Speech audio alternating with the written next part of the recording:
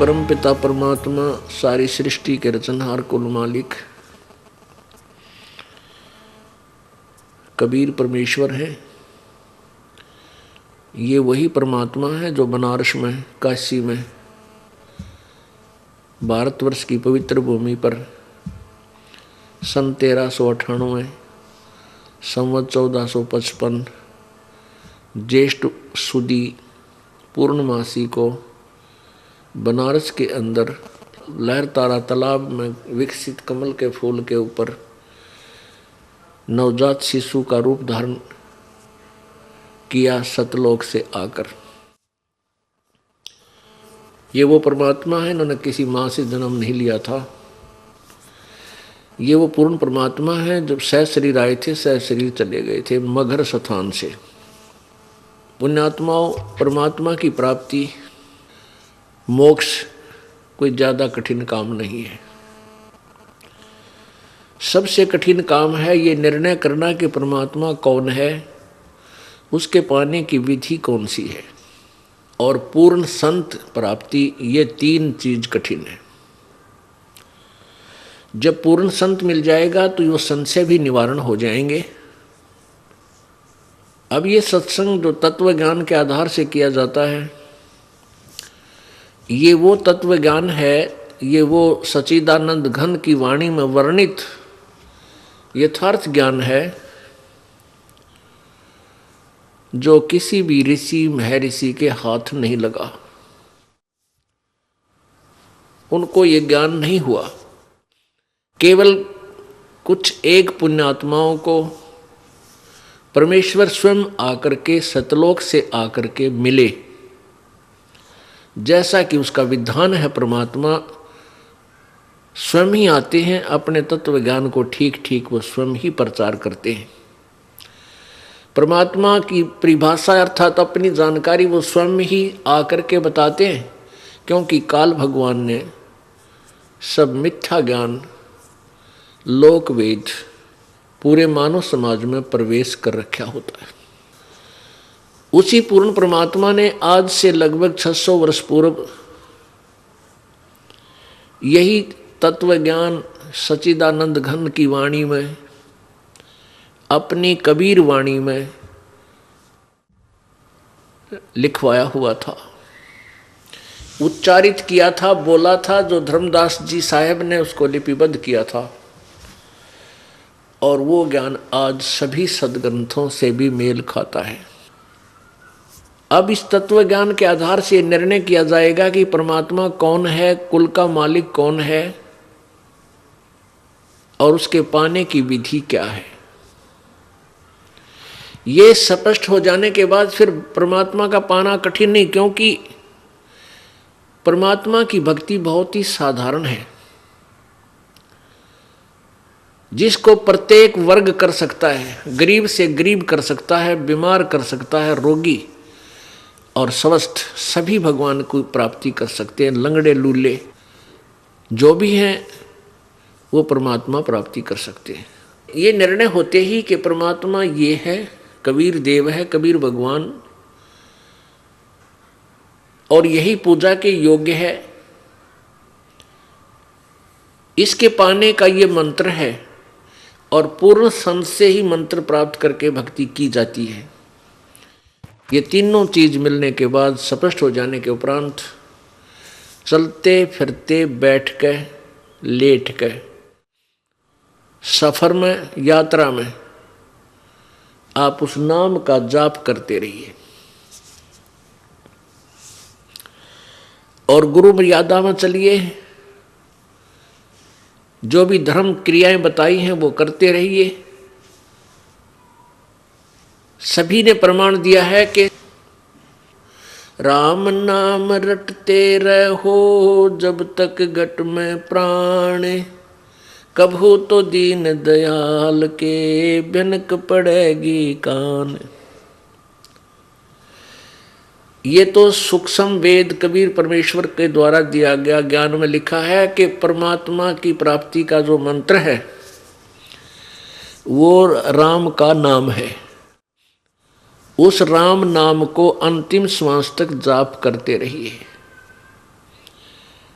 और कभी तो परमात्मा की कृपा होगी, आपको सीने से लगाकर अपनी प्यारी आत्मा अपने बच्चे को सतलोक ले जाएगा। इसी का प्रमाण पवित्र गीता जी अध्याय नंबर 8 के श्लोक 13 में कहा है। गीता ज्ञान दाता कहता है, ब्रह्म की मेरी साधना का ओम इति एक अक्षरम, ब्रह्म व्यवहारन माम अनुशमरन, ये प्रयाति तजम देहम सयाति परमाम गतिम। अब स्पष्ट क्या है कि मेरा एक ओम नाम है मुझ ब्रह्म का, माम ब्रह्म उच्चारण करके सिमरण करने का, और जो अंतिम श्वास तक मृत्यु समय तक शरीर छोड़ते समय तक इसी का नाम जाप करता हुआ शरीर त्याग जाता तो मेरे वाली गति को प्राप्त होता है, परम गति को प्राप्त होता है। गीता जी अध्याय नंबर 8 के श्लोक 5 और 7 में गीता ज्ञानदाता ये ब्रह्म श्री कृष्ण जी में प्रवेश करके बोल रहा है। ये कहता है कि मेरी साधना कर मुझे ही प्राप्त होगा, युद्ध भी कर और सिमरण भी कर। अब इससे सिद्ध है कि ये सब क्रियाएं काम करते करते अपना जैसा भी जिसका कर्म है उस कर्म को करते करते परमात्मा की प्राप्ति करनी है, नाम जाप से होगी। अब युद्ध से कठिन काम कोई नहीं होता। और कहता युद्ध भी कर मेरा सिमरण भी कर, यानी अपना काम भी करो और मंत्र का जाप भी करते रहो। फिर गीता जी अध्याय नंबर 8 के ही श्लोक नंबर 8, 9 और 10 में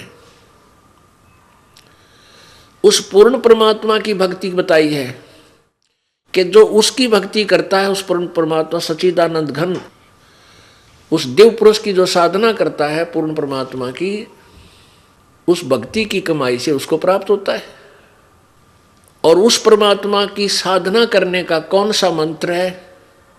गीता जी अध्याय नंबर 17 के श्लोक 23 में ओम तत्सत इति निर्देश ब्रह्मण त्रिविध समर्थ है। उस ब्रह्मण माने सच्चिदानंद घन परमात्मा यानी पूर्ण परमात्मा की भक्ति का केवल 3 मंत्र के जाप का सिमरण करने का आदेश है, निर्देश है, और वो 3 विधि से किया जाता है।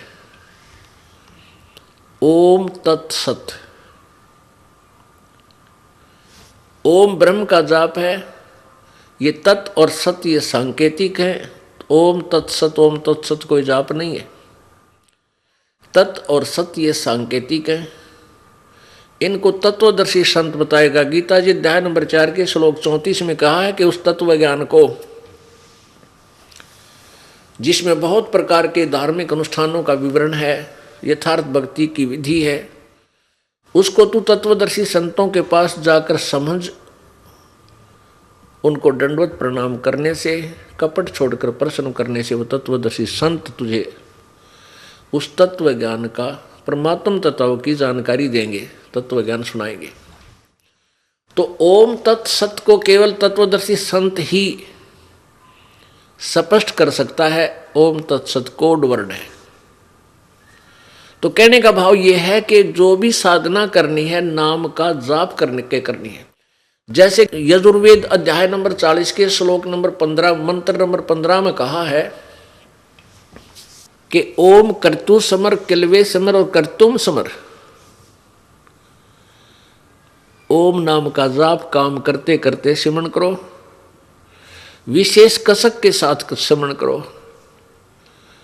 और अपना मूल कर्तव्य जानकर, मनुष्य जीवन का मूल कर्तव्य है परमात्मा की भक्ति, ये जानकर उसका सिमरण करो। तो इन पवित्र सदग्रंथों ने सिद्ध कर दिया कि परमात्मा के पाने का केवल एक जाप मंत्र है। ब्रह्म तक का ओम जाप है। इससे अतिरिक्त जो कि कोई अन्य मंत्र जाप करते हैं, जैसे ओम नमः शिवाय, ओम वासुदेव भगवते नमः, ओम एवं नमः, ये इस तरह के 2 मंत्र हैं, ये कोई जाप के नहीं है। कोई भी सदग्रंथ प्रमाण नहीं देता इनका। तो ब्रह्म का जाप है ओम, और परब्रह्म का जाप है तत्। तत् मंत्र वो और है जो ये दास बताएगा। ओम और तत् मंत्र मिलकर 2 अक्षर का ये सतनाम बन जाता है। जिन भक्तात्माओं को ये सतनाम प्राप्त है वो समझ रहे हैं। और तीसरा मंत्र जो है वो सत, ये सांकेतिक है, ये सार नाम भी कहलाता है। ये पूर्ण परमात्मा का है। इन तीनों मंत्रों का जाप करना है और तीनों मंत्रों का सिमरण जो है 3 विधि से होता है। तीर विधि 3 प्रकार से ऐसे परमात्मा पाया जाएगा। ये बहुत आसान है। आप यहाँ से बस में बैठते हो, अपने कार्य तक जाते हो, घर से अपने कार्यालय तक या किसी अपने दुकान की तरफ के तक या कोई अन्य कार्य से रिश्तेदारी में जाना होता है, तो उसमें अपना मंत्र करते हुए जाइए, किसी से बात भी ना कीजिए, क्योंकि यात्री से कितनी बात कर सकता है आदमी। 2 मिनट कहाँ से आया, यानी साथ बैठा है तो इतना पूछ सकते हैं कहाँ जाएगा, कहाँ से आए हो, बस। उसके बाद फिर अपना परमात्मा की भक्ति सिमरण शुरू कर दीजिए। ये ऐसा सिमरण है दूसरे को ये भी नहीं पता ये मंत्र कर रहा है या वैसे स्वाभाविक बैठा है। श्वास उश्वास से इसका जाप होता है। इसी प्रकार कोई किसान है तो अपने खेत में काम भी करे, जैसे हाली बीज धुन और पंथी से बतरावे। अब जैसे हाली खेत जोत रहा होता है किसान, या तो कुछ गाने गाता रहेगा साथ के साथ, कह को रागनी याद कर लेगा या करता रहेगा सारा दिन, या कुछ सोचता रहेगा, उसके स्थान पर अपनी भक्ति करता रहे। मजदूर है अपने, उसने क्या करना है, कस्सी का कार्य है या सिर पर टोकरी रख के चल पड़ा, वहाँ डाल के आनी है, वहाँ से वहाँ तक 2 सिमरण करे, आते समय फेर करे। तो ऐसे अपने इस रूटीन को बना के रखे। नाम उठत नाम बैठत नाम सोवत जागवे, नाम खाते नाम पीते नाम से ती लागवे। इस प्रकार भगवान मिलेगा।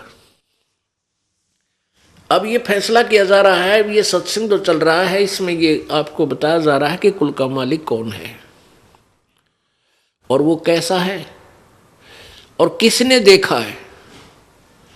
जैसा कल के सत्संग में आपको सदग्रंथों से प्रमाणित किया गया था, आपके समक्ष रूबरू कराए थे कि सभी पवित्र सदग्रंथ